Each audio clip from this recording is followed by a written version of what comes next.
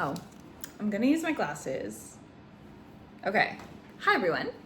My name is Victoria. If you're new here, welcome to my channel. If you're a returning watcher, welcome back. I am a disabled social worker, and I'm just sharing my journey with disability. So glad you're here. Let's get into it.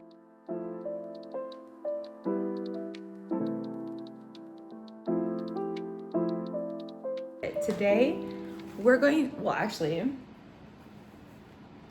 I keep showing my fit, but I wanted to continue to show it off. Look at how cute this outfit is. Adorable. Anyway, now I gotta get back into the screen.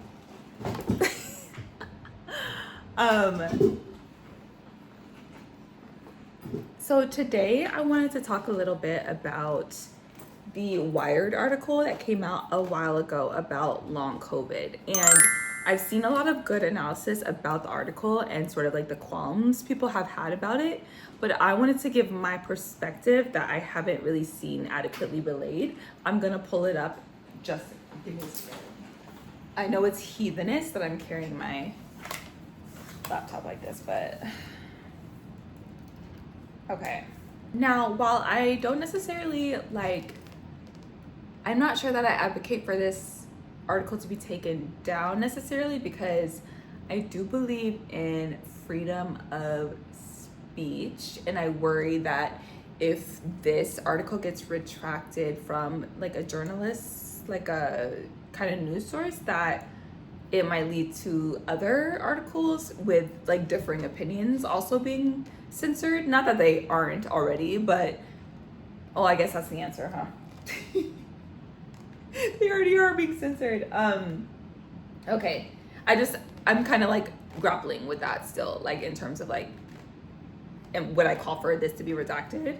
I would more so call for people at this stage, because I feel like I could be convinced. I would advocate for people to be critical of what they read, to really think about what they read. And so if you haven't seen it, it's this article on Wired, and it's behind a paywall, which is nonsense. So let me log in really quick. Okay, so the article is basically talking a lot about long COVID and ME/CFS rightfully being wary of brain retraining programs, which I'm not even gonna get into that in this article, because there's just too much to talk about. Where I stand with it is I think everybody should be free to do what they want, but I don't think that should come at the expense of people with ME or long COVID and long COVID, their like other treatments being prioritized. Like I whatever, if you want to do brain retraining programs, cool, but I don't want that to be the main program that people are offered when people actually want Western forms of treatment, like medication. And I don't think that should be a barrier. I think there should be a wealth of options available to people who are sick, and right now that's not the case. Right now we're getting fed yoga treatments and brain retraining and pacing as strategies and or treatment, and none of those are, in my opinion. So that's what I'll say about that. But and yeah, so all in all, yes, the article is pretty gaslighty. The article also doesn't allow for like I feel like people with ME and long COVID complain about things portrayed in the article, like the author or proponents of brain retraining programs could be like, see, this is exactly what he was talking about, you're getting defensive. And it's like, that's how I feel like it was written. And so I feel like people haven't even been fairly given the chance to provide feedback, because the article already makes them out like they we don't, or people who are against this kind of treatment are anti-critique. And I don't think that's the case, but that's kind of like the feeling I got left with. Like, okay, well, if I even leave a comment on this, like, I'm basically kind of proving him right. I mean, I'm not, but like in his eyes, I might be proving him right. So like, it felt like I couldn't even fairly contest what was in here. Again, I'm not gonna get too much into brain retraining today because like it's just too much. Like, I don't even want to, I don't even want to get too much into that. But okay, so here I thought it was interesting that he mentioned like physicians talking about influenza exhaustion, like post-viral stuff or post-infection stuff, bringing up MEC Fest, Simon Wesley, sick people get deconditioned from lack of activity, yada yada. Nowhere here does it mention that like black people with like post infection like conditions and ME were like neglected, and also like had to experience a lot of medical racism from institutions, including the CDC, who were like, oh, you're sick, you can't have a disease process because your body is prone to infections because of like the dirty ass environments. Not their words, they didn't use dirty ass, but they implied it, because of the city urban kind of area y'all live in. So you should be prone to that. So you shouldn't even, this doesn't even make sense that you have this disease. Because if y'all don't know, the MECFS kind of like one lineage of MECFS was I forgot the disease name, but like basically was like was like the hypothesis was that it impacted white affluent people who like couldn't keep up with the changing technological environment. So yeah, anyway, that's not in here, but whatever. Pace trial, there's a lot here that I'm not going to get into. I think everybody now agrees, like COVID. People with post-acute infection conditions are routinely traumatized, yes. Accused of faking, yes. But believing patients about the reality of their symptoms is not the same as believing them about the cause and resolution of those symptoms. And conflating the two can lead to serious problems, is what he said. And then he says later, if exercise did indeed trigger post-exertional malaise in most patients, this level of caution would be warranted, which is referring to a practitioner saying that like they shouldn't exercise. But it says multiple studies have shown that self-reports of crashes don't line up with what researchers found in controlled settings. Unlike mind-body therapies, exercise is widely embraced by mainstream medicine as an effective treatment for conditions that look like long COVID. So the studies have come from well-established mainstream researchers. Okay, I'm not even gonna look anymore. This is basically my reaction. When I was reading the article, I was very interested in, not very interested. One, I was like, God, this is a long article. But there are things, of course, I knew that were gonna make people upset, because there's a lot of like contention around brain retraining programs versus like biomedical forms of treatment. I think that again goes back to this long history of neglect and racism, ableism, eugenics, all of these things. And one thing that I noticed is that this article to me was very white. It was very white Western, right? And I think that's important because it's not always about what is in the article, but also what's missing from the article. And something that even with a lot of the people they spoke to, they were white people. And you might be like, well, it's not, what is it about race? It wasn't about race. It's always, baby, it's almost always about race, okay? It's almost always in there.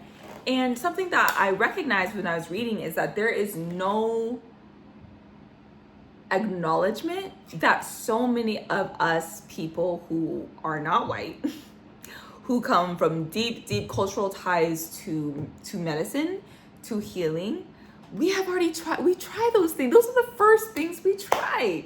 You don't think my mom was up here doing buddy on me and like throwing salt and rubbing salt in my palms and stuff?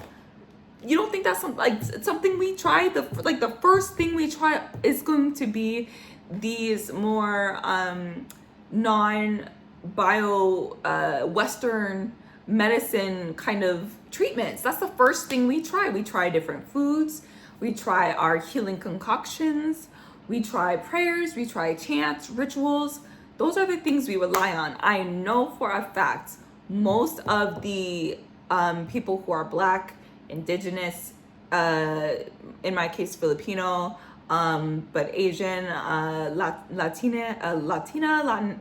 Latin, we try those things first. When I was sick one time, one of my best friends was lighting a Jesus candle, her Mexican Jesus candle. It's like, what do you think? Like, and also like, there's also this presumption that some of us aren't also like highly skilled in therapeutic modalities more than some of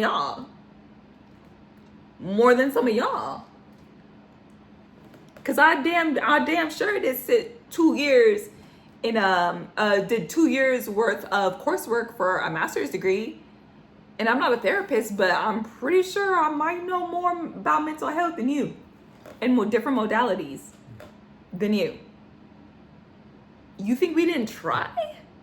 You don't think that's the first thing chronic ill people of color try? Hello?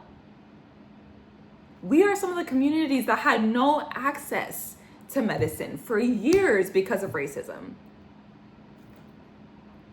You think we didn't find ways to cope and to deal and to try and live? And that was always missing from some of these articles that get a lot of press and people talking about it. Is like there's no acknowledgement that people had tried. Generations of people tried. I had people all around me trying different things. I went through multiple therapists, and let alone some of y'all practitioners steal your practices from our cultures. Hello? Let's talk about it. Some of y'all practices, talking about namaste, are not your culture, babe. You think we haven't tried? You think we haven't tried that? And so that's my beef. My beef is that, yes, I think brain retraining can be helpful for some people. And if that floats your boat, cool. But I don't think that we should enter this conversation thinking that people have not tried this. Particularly, I feel like it's a very white thing to take that stance and be like, oh, they won't even try. They're combating it. Da da da da. No, it's because we tried without y'all help. Y'all, by y'all, I mean like Western medicine. And some of it worked, but some of it didn't. I still can't walk. I still cannot walk. And guess what? No yoga is gonna fix that. No brain retraining is gonna fix that. A carnivore diet is not gonna fix that. My mama's prayers, her chants, our ancestral practices, not gonna fix it. Okay? My grandma died knowing that I was sick and tried her very best to put her hands on me and do her practices, and it didn't work. You know why? Because I wasn't being treated. And that's the point. I get very upset when I read stuff like this and there's no acknowledgement that I just feel like y'all having your own conversation. I feel like white people are having their own conversation about this because we done already tried that. Not to mention stuff like brain retraining programs, that costs money as well. So let's not even talk about access. But anyway, to get back to the point of my video, where were we when y'all were writing these articles? Where were we when you guys were having these kinds of discussions? Nowhere. Because did you ask? No. Did you care? No. So yeah, I think that there's a lot to say here, but my main beef with the article and the conversations that ensued after was that there's no acknowledgement that so many of us have already tried, that some of the brain retraining programs and also just like practitioners in this like mind in this kind of realm of like coaching and like whatever kind of more mind like therapy kind of space, that some of those practices are, a lot of those practices are leached from our cultures and we're not acknowledged at all, and we still get abandoned. I'm on doctor number 56. Thanks. So yeah, that's my main beef. I think that y'all should talk to people of color more. Like, I think you should get our opinions more. I think that if people cared about Black people, that things would be in a better place. And that's what I will say about the Wired article. I think that there's a lot of room. And even, I will say one more thing actually. When I was on Facebook on a forum, I think it was the ME forum, which I try to stay off of because Lord have mercy, but someone posted an article about, I think, intersectionality and like ME/CFS, and all the comments were like, what does race have to do with it? I can't, everybody's suffering. Blah, blah. This is the problem. This is the problem. And if we don't acknowledge that treating Black people better, and not just Black people, but like people of color, but in my case, I say Black people because I stand 10 toes down, that if we treated Black people better when it comes to the medical system, it would solve a lot of other issues. And it would allow us to not have as much of this sort of medical gaslighting, medical abandonment than we have. Fully 10 toes down, stand on that. And if you think that race isn't part of it, particularly in the US, you're wrong. What? Learn more. Learn more. In fact, let me see if I have some, because I was writing about ME and Black women at some points, and I need to see if I can find it. All right, I'm gonna read a little bit from this thing I was writing about misogynoir and ME/CFS. Let's see, I'll start here. There's a quote from Wilhelmina Jenkins, and it says, I imagine an African-American mother of 3 who has worked 2 jobs to be sure that her family is well cared for, who suddenly is too sick to work at all and can find no explanation. There are thousands of stories just like these. They deserve the strongest effort from their government to refute the images of ME/CFS as a white person's disease and to guarantee them a correct diagnosis. I will never stop fighting for this to happen. And this is from my dear friend, Mina Jenkins, who I absolutely love and has had ME for a very, very long time. So I start here later in this article that I was writing. I say here in this piece, the piece was introduced by a quote from Wilhelmina Jenkins, who described an African-American woman who suddenly became severely ill with ME/CFS while juggling work and parenting. This quote was not entirely fictional. It was a direct reflection of Jenkins' own journey with ME/CFS. While completing her PhD and teaching physics at Howard University in 1983, Jenkins suddenly fell ill. For years, she could not find someone to provide her a diagnosis, that is, until her daughter also fell ill with the disease in 1987. Reinvigorated with the determination to find her daughter help, Jenkins began taking her daughter to the doctors to get assistance. At their first appointment, Jenkins was advised to send Camila to a psychiatric facility due to her blood pressure being 40/60. Although she was clearly in need of help, she would find none. After continuing her search, Jenkins finally received a referral to a doctor who diagnosed both her and her daughter with a newly defined disease called ME/CFS. Jenkins' diagnoses coincided with the time that ME/CFS was officially defined by the Center for Disease Control in the late 80s. However, Jenkins recalls that the medical consensus and consequently societal perceptions around ME/CFS were unscientific, inconsistent, and deeply discriminatory against Black individuals. In her interview with ME Action, Jenkins described seeing white women in articles about the disease, but never a Black woman. She goes on to say that she would read in scientific articles that Black people were unable to have ME/CFS, whilst in her personal life knew this to be quite untrue. During a video event with organization Solve ME in 2012, Jenkins described her experience facing these same racist ideals from the CDC herself.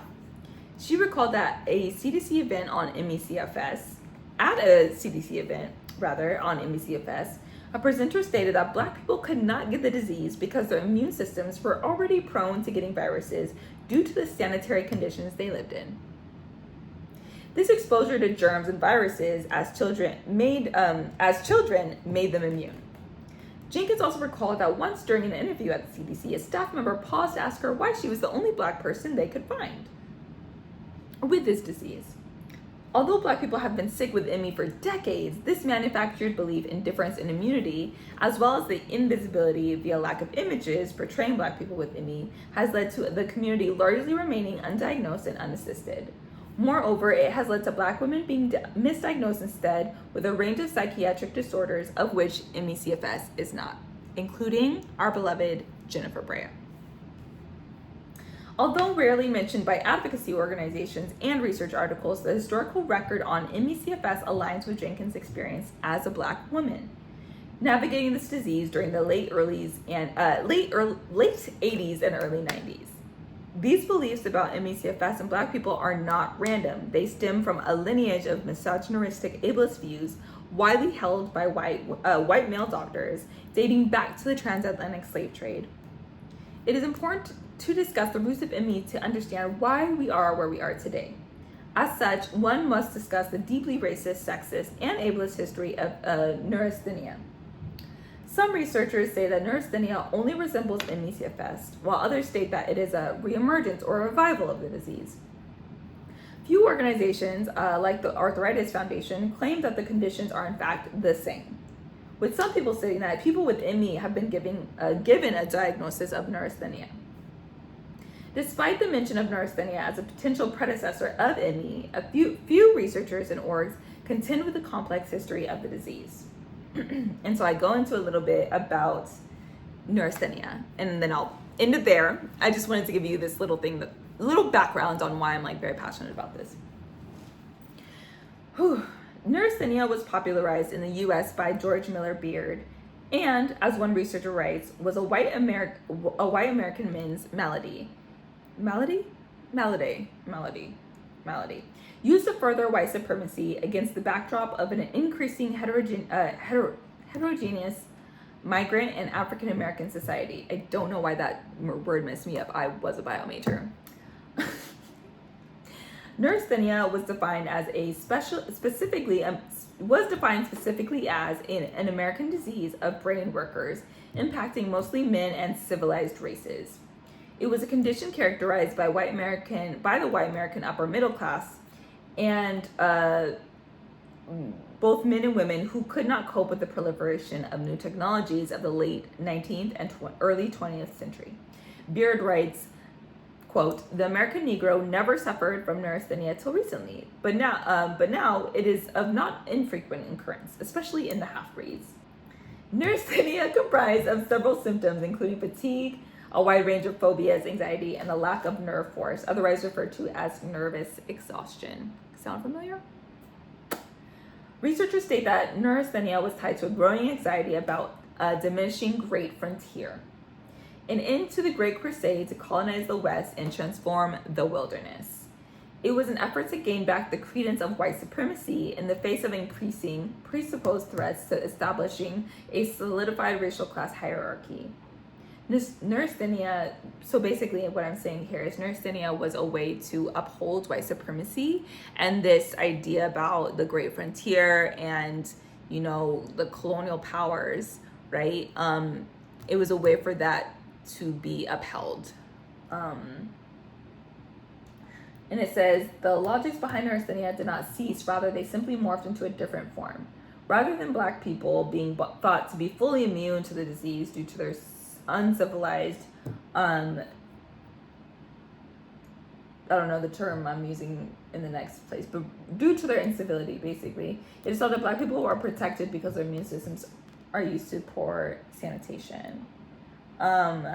Anyways, so that was a little bit about, you know, there's just like a long history of this kind of stuff, and I feel like there's just a lot of racism that still happens, and I think it impacts our entire situation for everyone more than people think.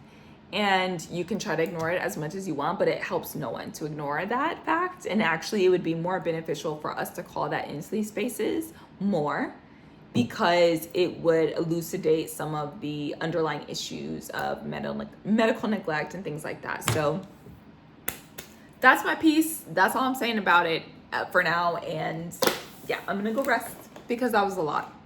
Thank you guys for watching, and I hope you come back and watch some more.